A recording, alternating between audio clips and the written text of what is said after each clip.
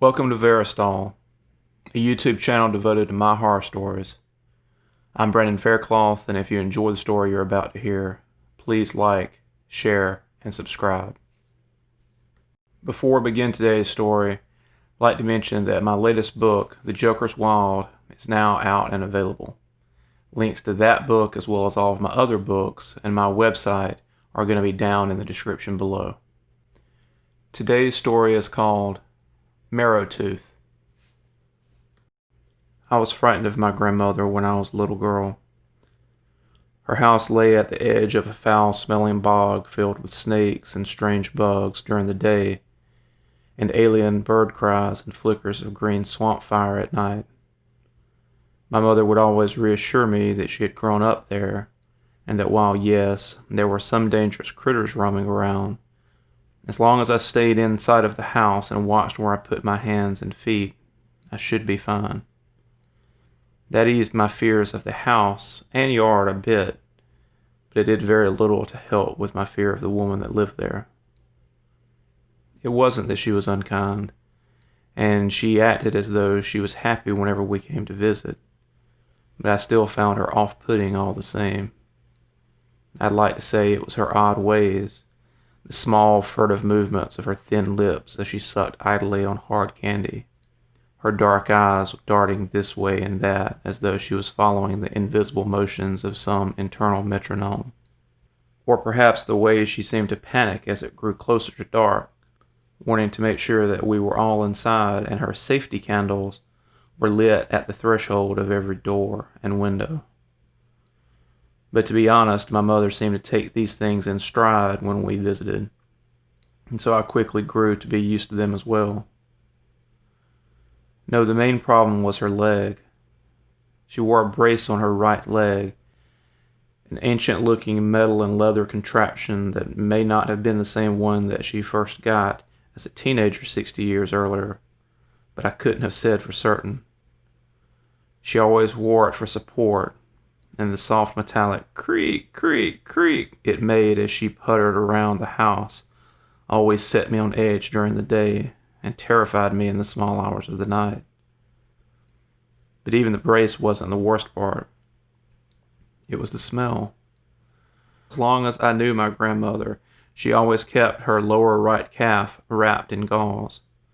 She was a very clean woman and would change the gauze at least twice a day, but it never stopped it from oozing a brown stain across the fresh dressings and wafting out a smell of hot decay at certain points throughout the day.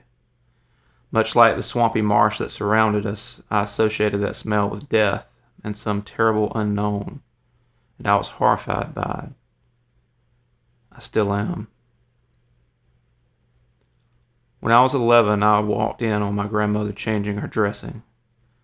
I was a little less scared of her by then, but I still froze at interrupting this secret ritual I'd never seen before. I'd also never seen what was under the bandage. In the side of her leg was a large hole the size of a $50. My eyes were transfixed to the wound, which looked old but was somehow still wet and shiny in the dim lamplight coming from her bedroom nightstand. It took a moment before I even realized she was speaking to me. "Clarissa, it's okay, honey. Come on in." Part of me wanted to retreat, to run away from that macabre scene and forget it ever happened.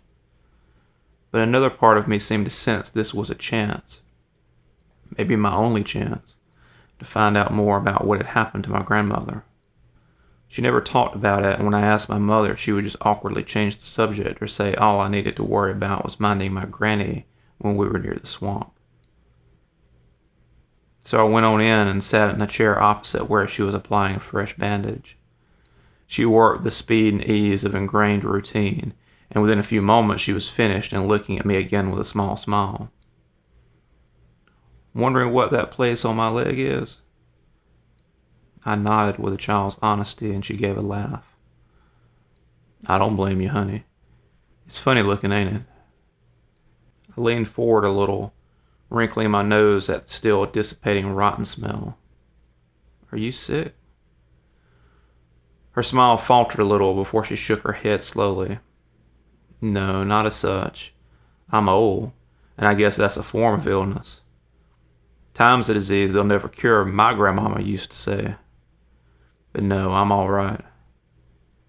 Why do you have a big hole in your leg then? I saw her glance toward the door before her eyes found me again.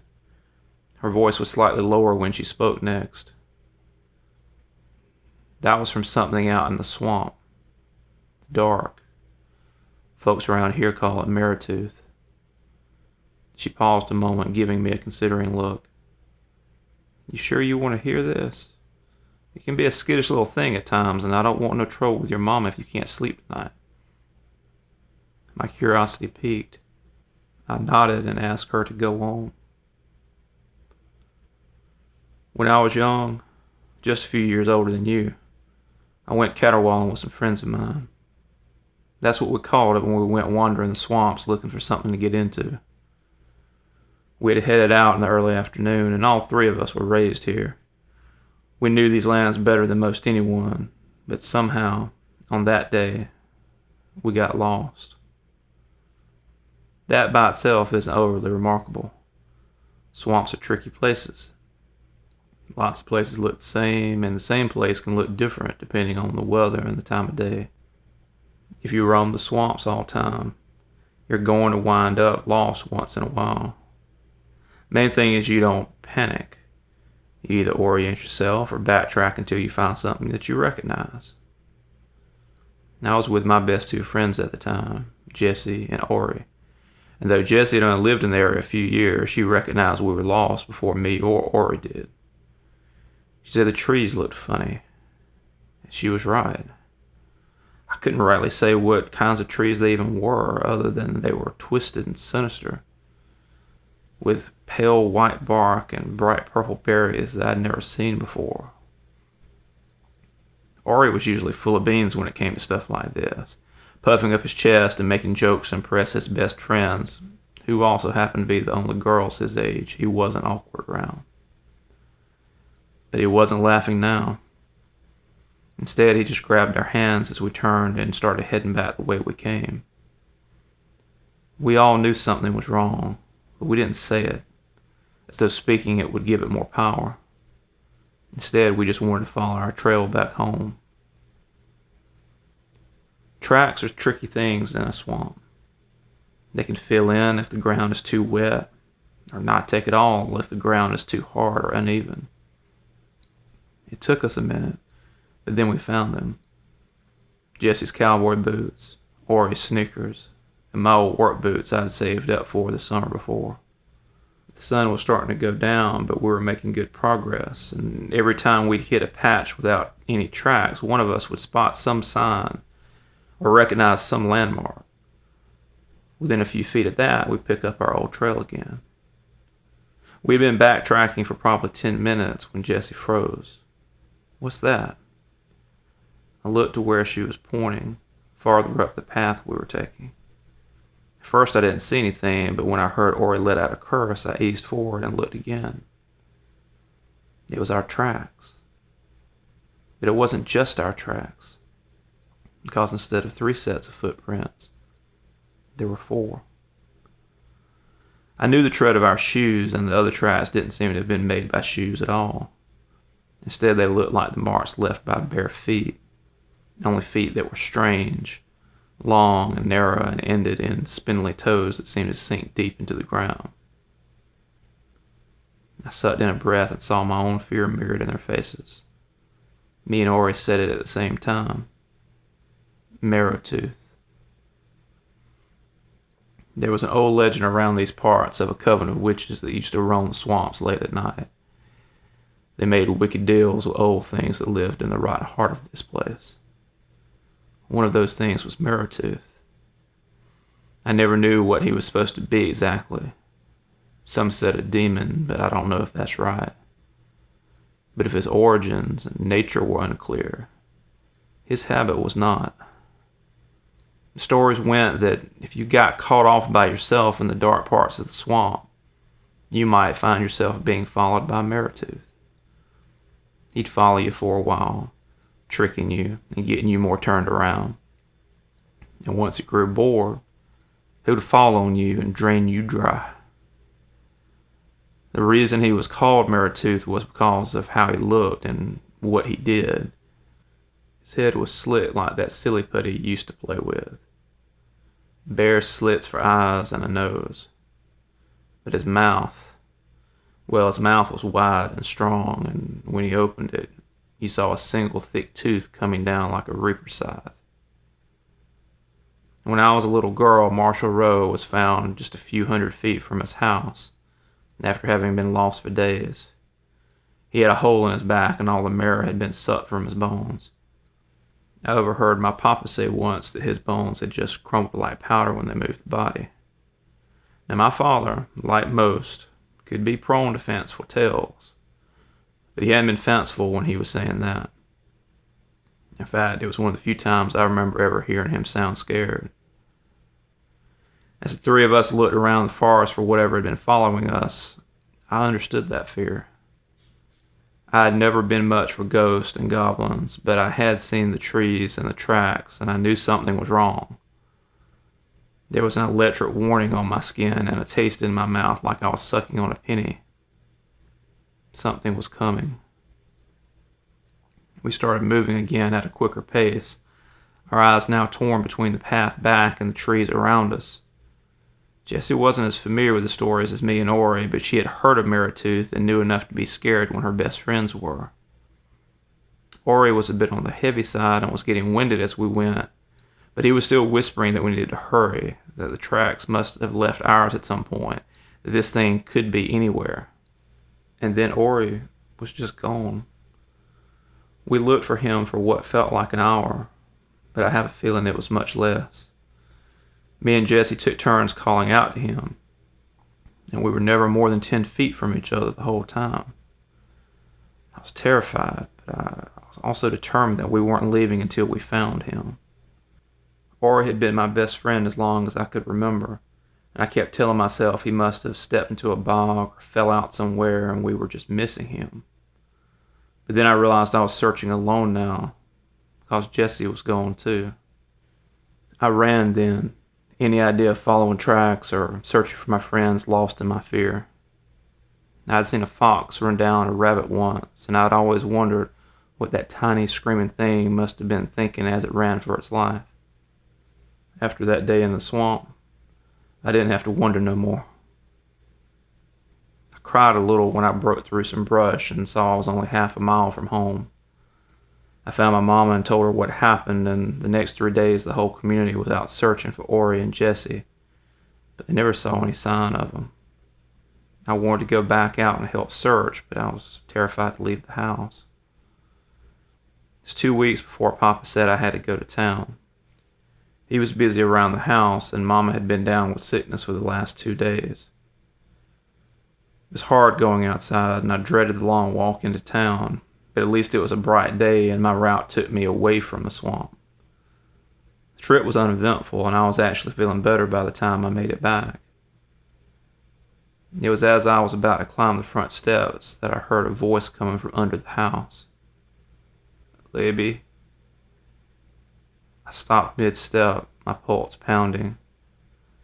The voice was coarse and strange, but I still recognized it as Jessie's. Feeling a thrill of happy relief, I sat down the bag I had and kneeled down to see better. "Jessie, is that you?" "Libby, I'm so hot, Libby. So hot and so hungry." I could see the dim outlines of a shadow shifting in the darkness under the house. I didn't understand why she was under there, but maybe she had a fever and was out of her head. My first thought was to go get help, but when I went to stand, she called out to me again. "Please, please don't go. Help me. I hurt. My mouth hurts. I hurt all over, and I've been alone so long." Crouching back down, I felt a warm buzz in the back of my head, but I told it to be quiet. This was my friend Jessie, who was likely terrified and half starved to death. So I'd help her out from under the house, and then get her someone once she saw I wasn't leaving her. Reaching my arms forward, I motioned for her to come closer. I didn't like going under the house, and that dim bell of alarm kept sounding louder whenever I thought about moving forward. Still, she seemed to be coming closer. I could hear shuffling sounds in the dirt, and the shadow seemed to be growing larger. I couldn't scream when she suddenly grabbed my ankles and started pulling me into the dark under the house. Landing on my back had knocked the air out of me. I had a moment where I felt like I was drowning, getting pulled down into some dark pit of quicksand, and then I managed to kick her off one of my feet as I finally let out a thin, gasping yell. I retreated half a foot, but then she was pulling me back in, her hands like iron on my lower legs and then my thighs as she dragged me deeper into the shadowy belly of the house. I let out a small, full-throated scream, but it turned into a shriek as I felt my right leg explode in pain. There was a moment where I felt like everything was kind of collapsing in on itself, and then I was free. Pop had heard me and pulled me free. A moment later, Mama, sick as she was joining him, and they were pulling Jessie out from under the house. She yelled and thrashed, and I barely got a glimpse of her, but she didn't look like Jessie anymore. Not like Jessie much at all. They locked her in the work shed behind the house and then carried me to the doctor in town. I was in the hospital for 2 weeks, and when I got back, there was only a pile of ashes where the work shed had been. I asked them what happened, but they would only ever say that it had been taken care of. A few months passed. I couldn't walk good without a leg brace now, and the wound never seemed to fully heal, but otherwise I was doing all right. Then I started to have the strange dreams. I'd be wandering the swamps, my fingers long and pale to the point of almost being able to see the moonlight through them, as I wound my way between twisted trees of stark white. I'd be at the dinner table when my head would begin to throb. I'd close my eyes at the pain, only to open them at the clinking sounds I was hearing in front of me. It was bloody teeth, my bloody teeth, tumbling from my mouth onto the plate below. As the dreams got worse, they carried me to the doctor. When that didn't help, they carried me to the old woman who had delivered me and my mama before me. She was the one who told us about the candles and how they could stop the bad dreams, stop anything else bad from happening. And they worked. They always have. I've always slept well, had a full life with a wonderful husband and 2 sweet children, and now a sweet granddaughter. But that's what happened to my leg. Looking back, I'm amazed I wasn't more horrified at everything she had just told me, particularly when I felt sure she was telling me the truth, at least as she believed it to be. Instead, I just took it all in and then asked a single question. Why did you stay here if all that happened to you? She gave an embarrassed smile and shrugged. It just never felt right, you know? I tried going away one time, but after a month I started getting sick, even still using safety candles every night. I finally came back here, and by the next morning I was fine as paint. I don't know if it's because of my leg or not, but I don't think I'm much meant for living anywhere else but here. Just then she looked up as she heard my mother's footsteps approaching. Giving me a sly wink, she whispered, "Let's just keep our little talk between us, okay?" I nodded, and in the 20 years since, I've never talked about it to anyone. But then 6 months ago, my grandmother fell and broke her hip. She was in her 90s by then, and while we called her trip to the nursing home and rehab, we all knew she wasn't coming out again.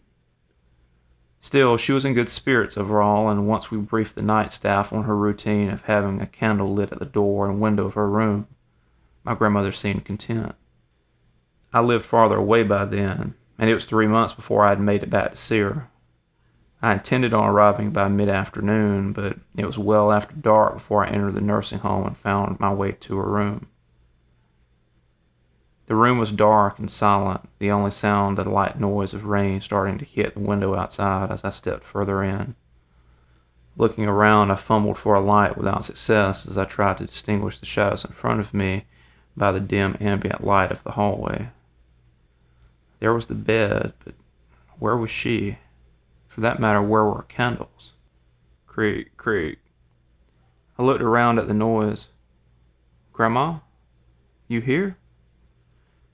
Nothing. It wasn't a large room, but it felt massive and oppressive in the dark. Almost like I was back. Creak, creak, creak. The pain as she bit down on my neck felt like it was going to split me apart, and I would have collapsed then if not for her strong, long hands wrapped around my arms and holding me upright. I distantly heard a woman yell somewhere behind me, and then I was falling for what felt like a very long time. When I awoke, 3 days had passed. My grandmother had apparently had an episode and attacked me before fleeing out into the stormy night. As of then, or now, she hasn't been found. I'm still taking rounds of antibiotics and steroids, but the wound on my shoulder just doesn't seem to want to heal. They say I can have plastic surgery after a few more months, but honestly, before last week, the pain flare-ups were way more concerning than having a weird hole near my collarbone.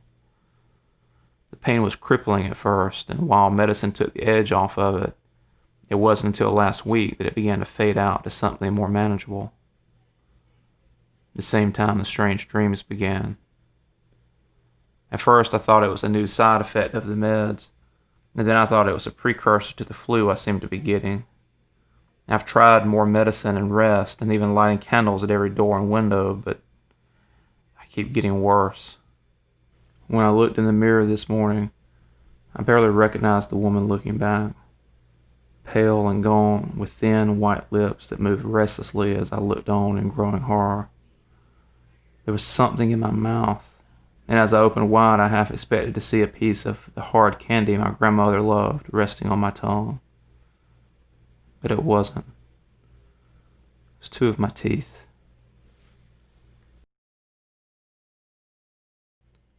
Thank you for listening. If you enjoyed this story, please like, share, and subscribe. And for links to my books, as well as news and updates, please visit Verastahl.com. Until next time.